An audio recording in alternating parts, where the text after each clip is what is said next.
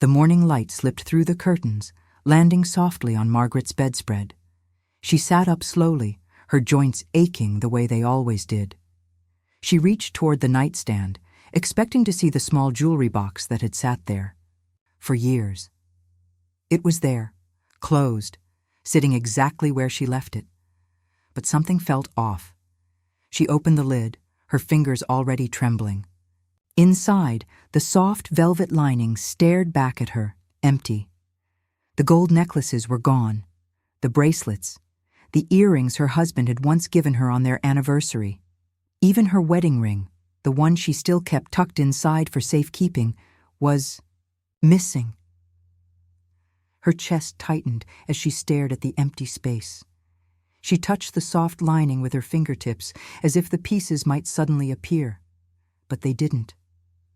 Margaret stood quickly, her legs shaking beneath her as she made her way. Down the hallway, in the kitchen, her daughter-in-law Emily sat at the table scrolling through her phone, a cup of coffee steaming beside her. Margaret's voice was soft but cracked as she asked, "Emily, my jewelry is missing." Emily glanced up for barely a second, then shrugged. "I haven't seen it.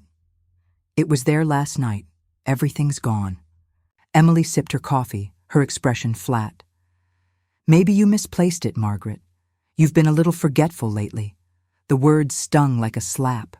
Margaret shook her head slowly, her voice shaking. "No, I know where I left it. Just—" Then her son entered the room. He didn't look at her. He went straight to the fridge, pulling out a carton of milk as if nothing was wrong. "Daniel," she whispered, almost afraid to say it out loud, "my jewelry is missing." He closed the fridge door with a sigh, avoiding her eyes. "Maybe you just forgot where you put it, Mom. You've been under a lot of stress." The way he said it felt rehearsed, dismissive. Margaret opened her mouth to protest, but the words caught in her throat. She could feel her heart pounding in her chest. The heat rushed to her face as she stood there, her hands lightly trembling at her sides. She searched their faces, desperate for any sign of concern, any flicker of truth. But Emily only looked back down at her phone, and Daniel busied himself, pouring coffee. The silence in the room grew heavy. Her voice wavered. "That jewelry. It's all I have left." Neither of them responded, and right there in that quiet kitchen, something inside her shifted. Not loudly, not with anger. It was small, quiet. But it broke something deep inside her. They weren't worried. They weren't surprised. They knew. And still she stayed quiet. But as she stood there, gripping the back of the chair to steady herself, a different kind of silence settled over her. One that didn't feel weak anymore. Something was beginning to stir. The sewing machine hummed in her memory, steady and sharp, like it had for years. Margaret could still feel the pull of the fabric beneath her fingers, the sting in her knuckles from long hours spent stitching hems and sleeves in the factory. She worked until her hands cramped, until her back ached, until her eyes burned from staring at the tiny needles. She had done it all for them, for Daniel, for the family she had tried so hard to hold together. She remembered the day she sold her gold bangles, the ones her mother gave her on her wedding day. Heavy, beautiful pieces that once sparkled against her skin.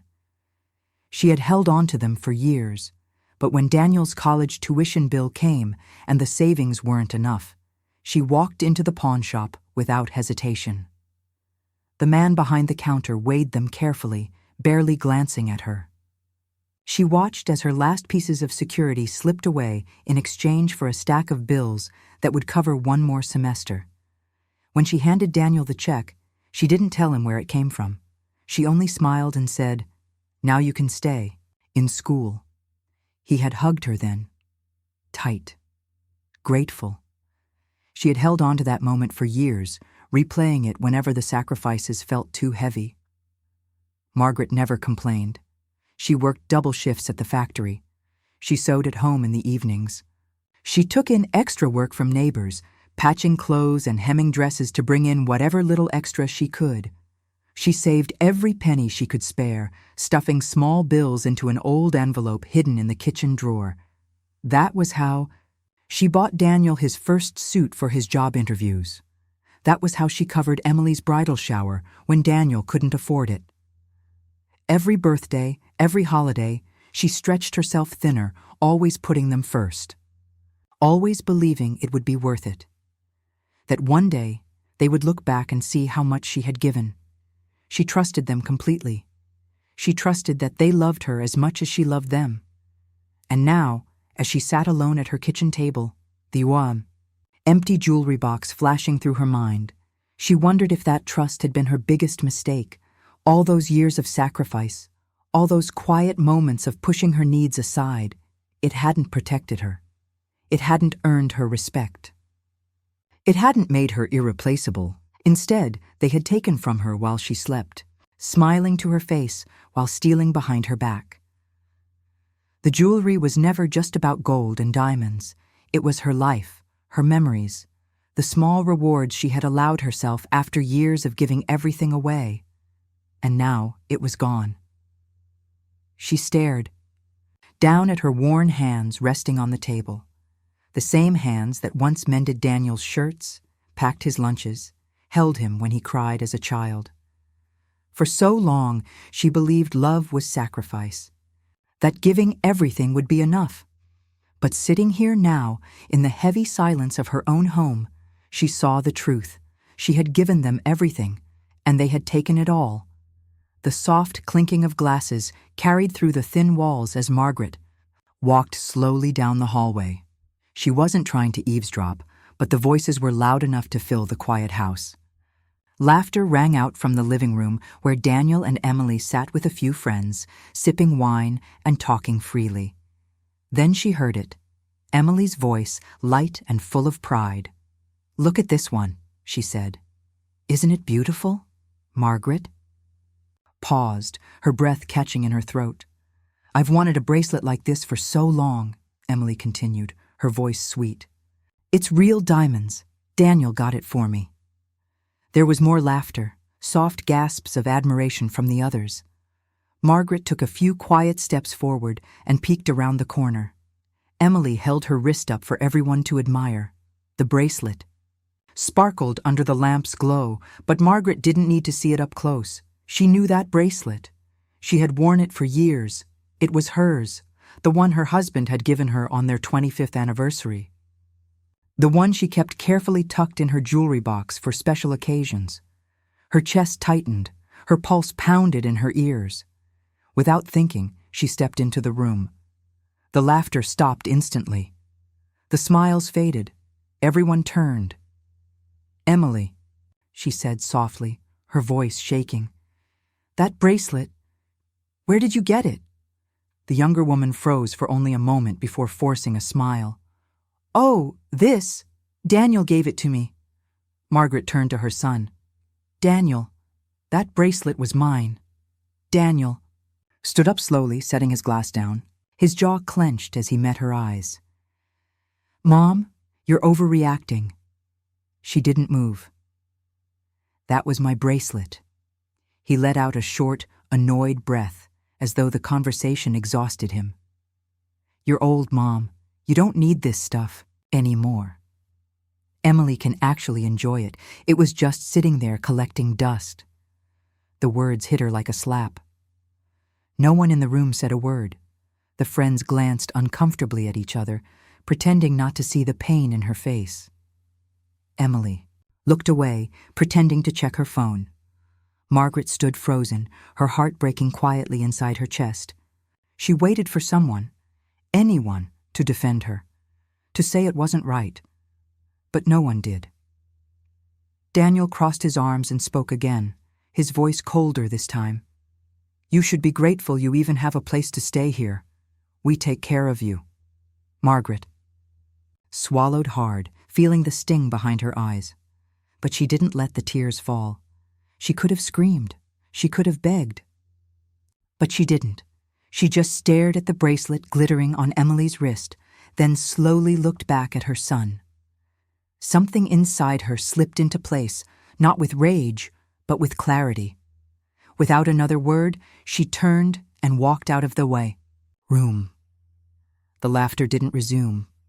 The silence followed her down the hallway as she returned to her bedroom. She closed the door gently behind her and leaned against it, her breath shallow. Her chest ached, but her mind was clear. This was the last straw. They had taken everything, and they thought she was too weak to stop them. But they were wrong. House grew quieter each day, but not in a peaceful way. It was a cold, sharp kind of quiet. The kind that made the walls feel closer, the air heavier. Margaret spent most of her time sitting on the small chair by the window in her room. She wasn't allowed to move freely anymore. At first, it was subtle. Emily would suggest, "Why don't you rest, Margaret? You shouldn't tire yourself walking around so much."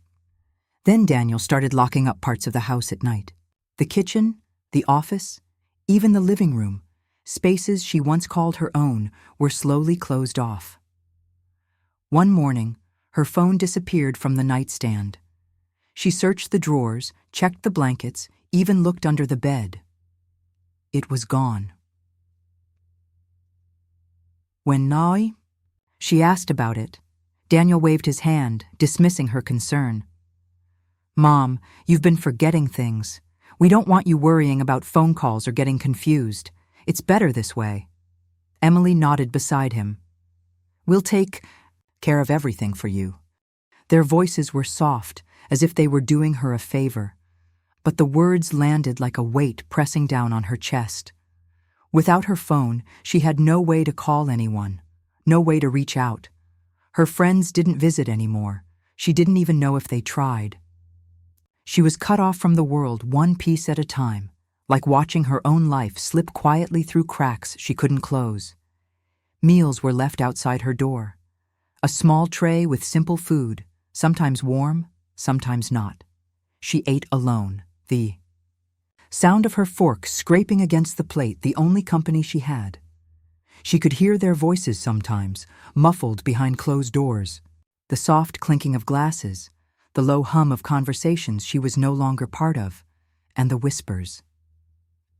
Late at night, when she sat quietly in the darkness, she heard them. "She's getting worse. We can't do this much longer. There's a nice home not far from here. They'll take good care of her." They spoke about her like she was already gone, like she was a burden they were planning to lift off their shoulders. They didn't know she could hear them through the thin walls. Or maybe they didn't care. Margaret sat silently, gripping the arms of her chair, her breath shallow.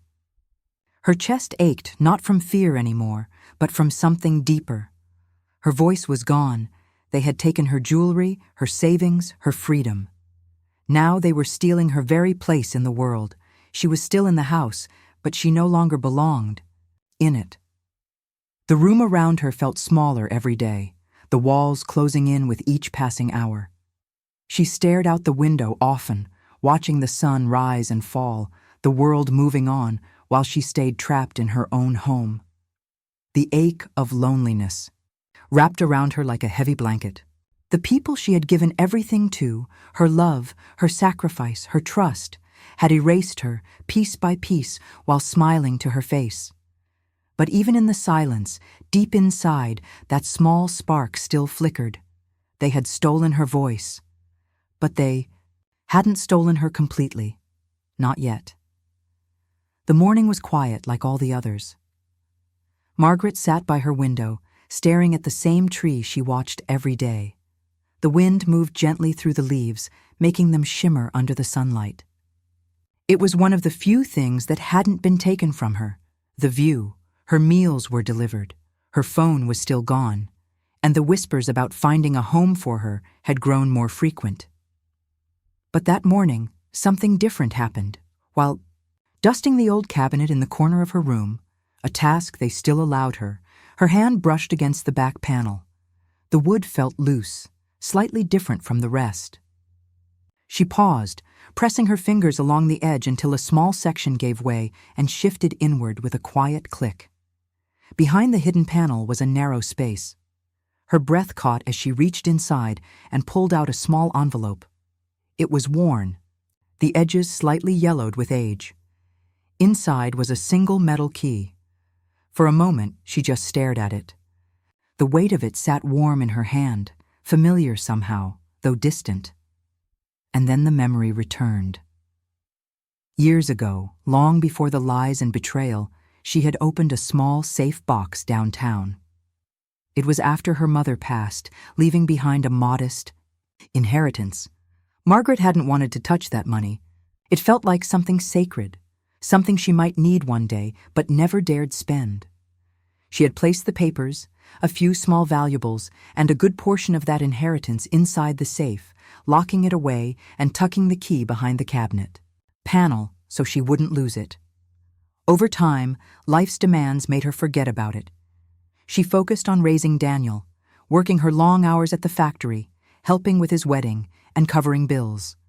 She never spoke of the safe again, not to Daniel, not to Emily, and now here it was, still hers, still untouched. Her heart began to beat differently, not from fear, from something else.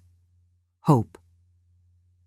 She closed her hand around the key, feeling its solid weight. For the first time in weeks, maybe months, her breath came easier. She wasn't powerless. She wasn't trapped completely. They had stolen almost everything, her jewelry, her freedom, her dignity. But they hadn't taken this. They didn't even know it existed. Margaret carefully slid the panel back into place, hiding the empty space again. She slipped the key into her pocket, her fingers brushing against it every so often, as if to remind herself it was real. The rest of the day, she moved as usual, quiet, careful, obedient.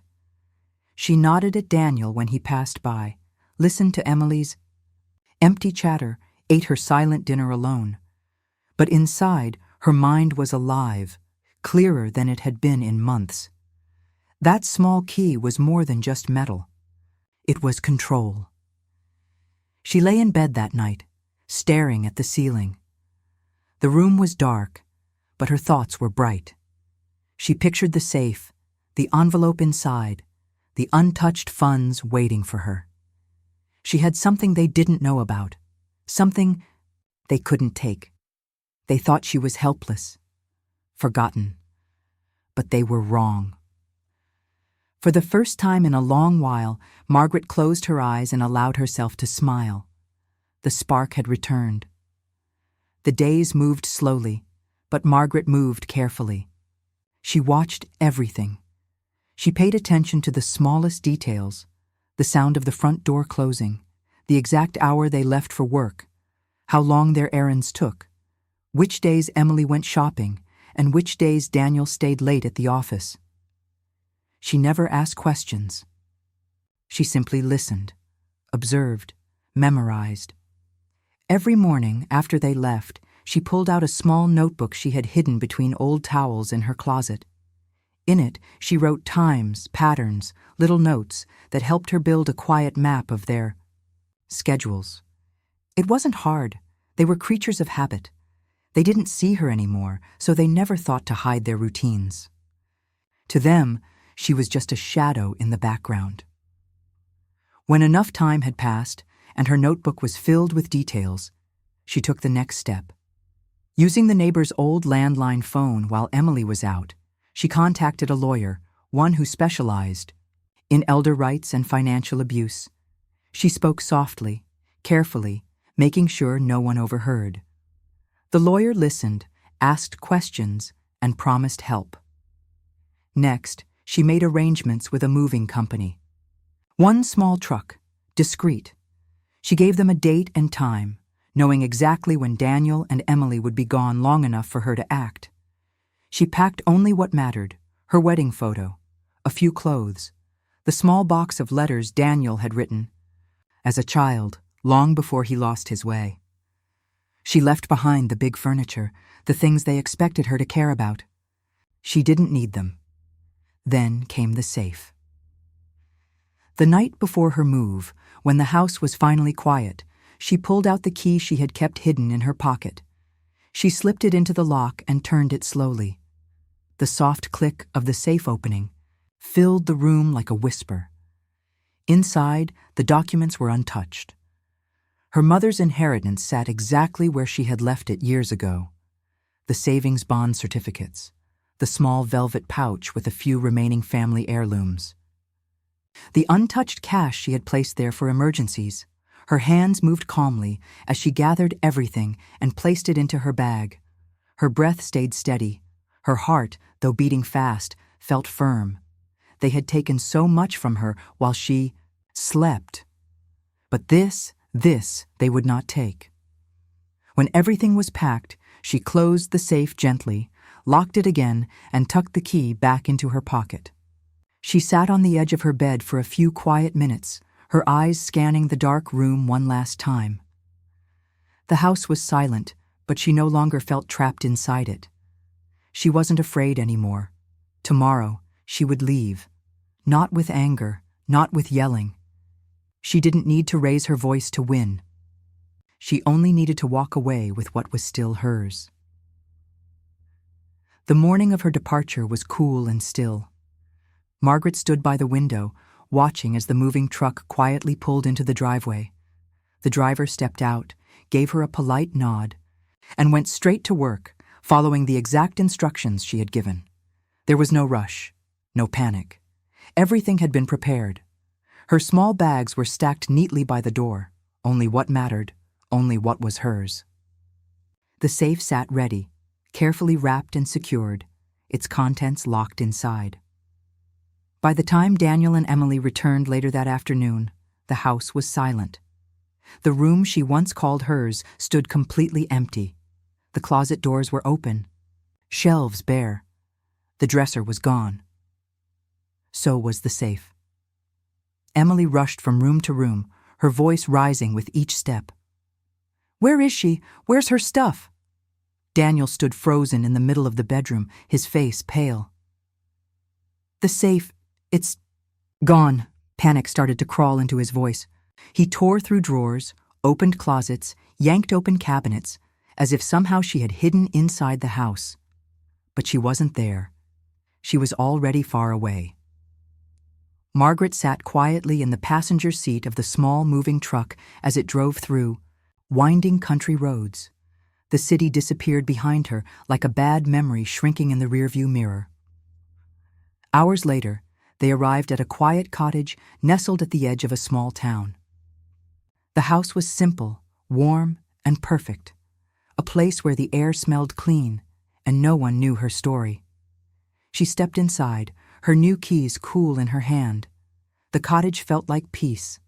No one yelling, no eyes watching, no whispers behind closed doors.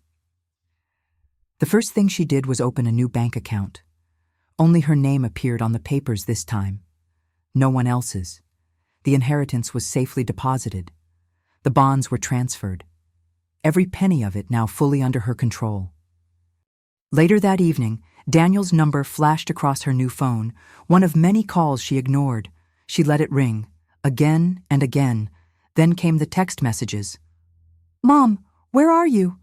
We need to talk. You can't just take everything and leave."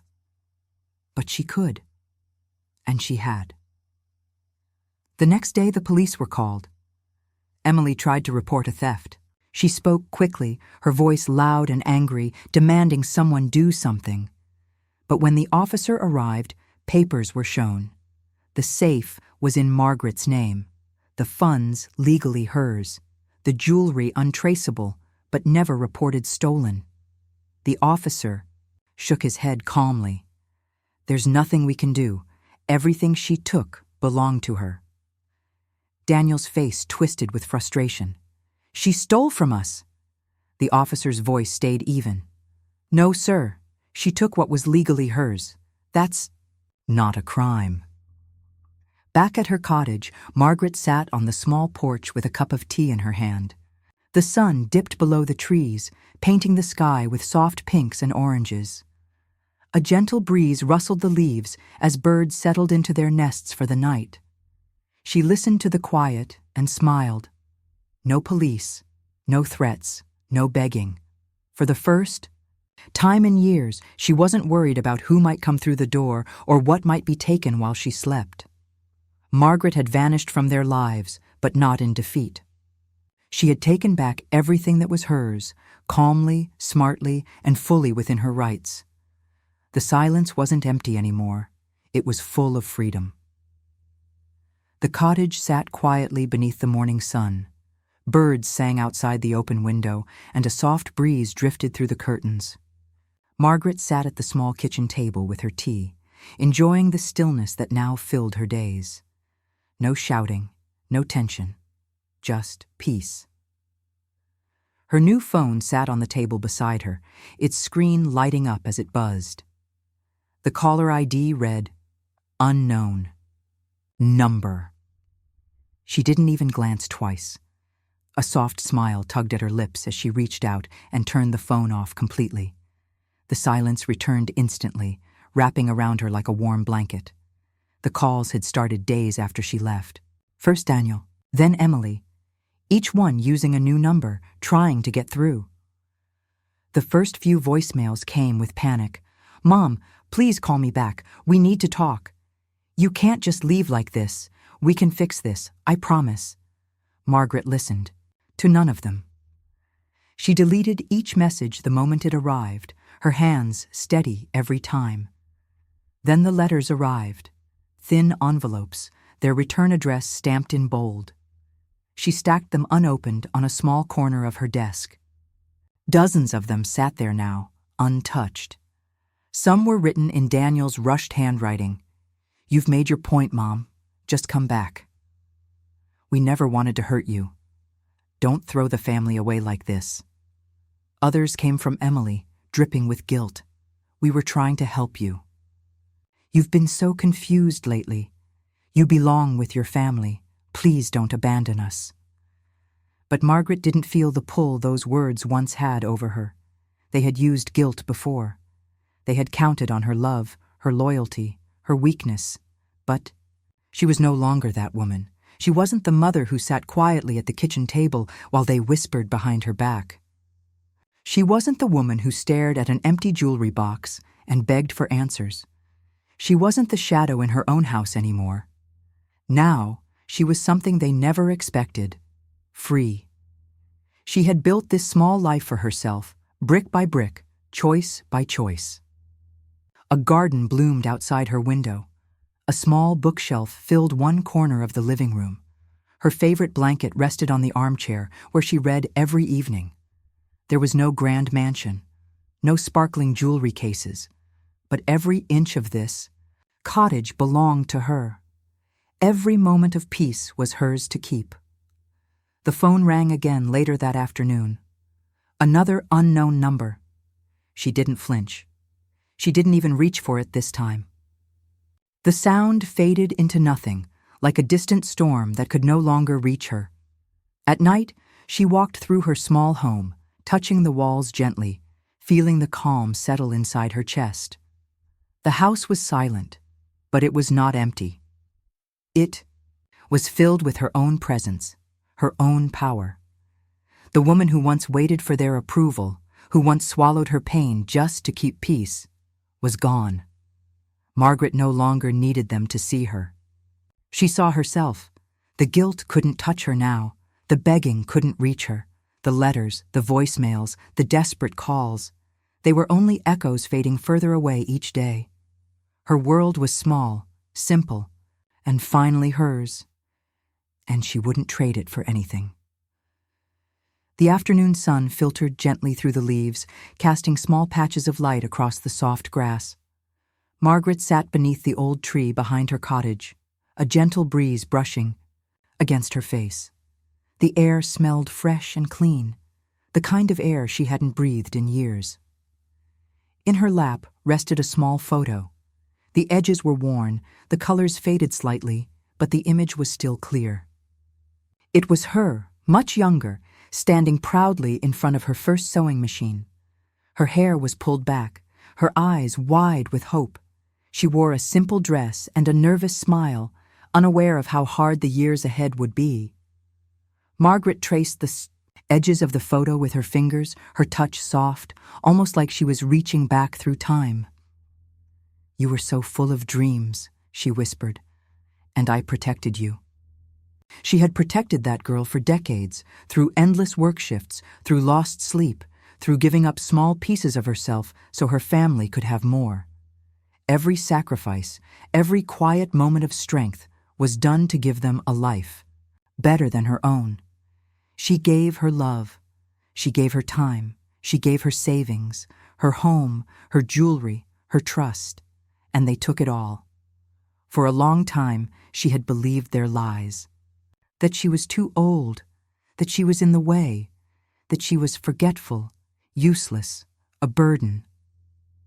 But now, sitting beneath the steady branches of the tree, with nothing but the quiet wind around her, she saw the truth clearly. She was never the burden. They were their greed, their selfishness, their need to take and take without ever giving back. It wasn't her love that failed them. It was their own hunger for more that blinded them to what they already had. Margaret smiled softly, not with bitterness, but with peace. She hadn't just survived them, she had reclaimed her life from them.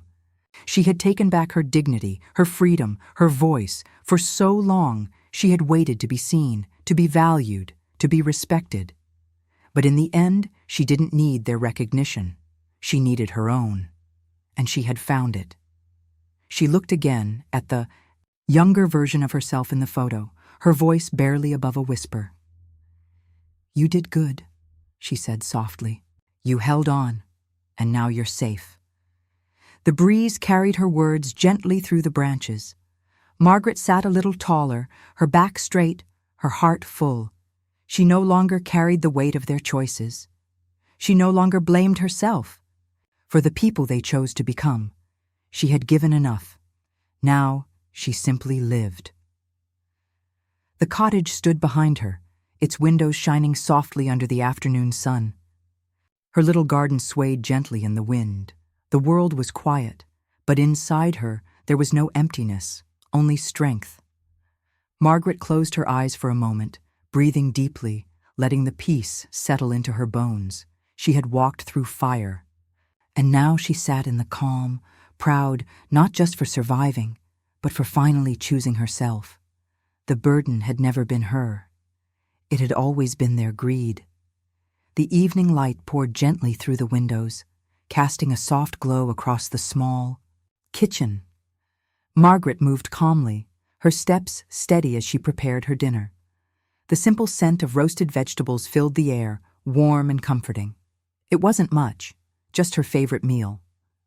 A small roasted chicken, fresh greens from her garden, and warm bread she had baked earlier that morning.